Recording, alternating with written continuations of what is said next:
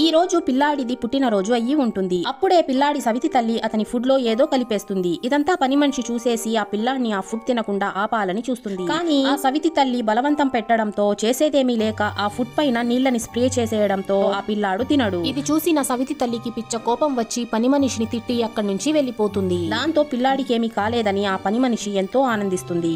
అప్పుడే బయట ఎవరో మాట్లాడుకునే సౌండ్ రావడంతో పని మనిషి బయటికి వెళ్లి చూస్తే ఆ పిల్లాడి సవితి తల్లి తన హస్బెండ్ తో ఫుడ్ లో కలిపిన మందు వేస్ట్ అయిపోయింది, నా దగ్గర ఇంకొక బాటిల్ కూడా ఉంది అని చెప్తుంది. ఇది విన్న పని మనిషి షాక్ అయిపోతుంది. దాంతో పని మనిషి ఆ పిల్లాడిని తీసుకొని అక్కడి నుంచి పారిపోవాలని అనుకుంటుంది. అప్పుడే ఉన్నట్టుండి ఆ పిల్లాడు కళ్ళు తిరిగి కింద పడిపోతాడు. ఆ సౌండ్ కి తల్లిదండ్రులు వచ్చేస్తారు. తండ్రి ఆ పని మనిషిని పట్టుకుంటే ఆ సవితి తల్లి ఆ బాటిల్ ని తీసి ఆ మందుని ఆ పిల్లాడికి తాగించేస్తుంది. ఆ మందుని తాగగానే పిల్లాడు స్పృహలోకి రావడం చూసిన పని మనిషి షాక్ అయిపోతుంది.